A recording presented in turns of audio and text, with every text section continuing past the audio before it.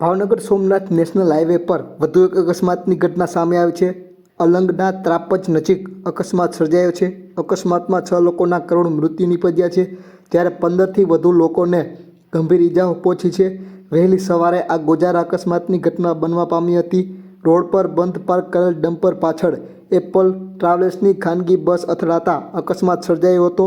ઘટનાને લઈને 108ની ટીમો તથા પોલીસ કાફલો ઘટના સ્થળે દોડી ગયો હતો અને ઇજાગ્રસ્તોને તળાજા તેમજ વધુ સારવાર અર્થે ભાવનગર ખસેડવામાં આવ્યા હતા।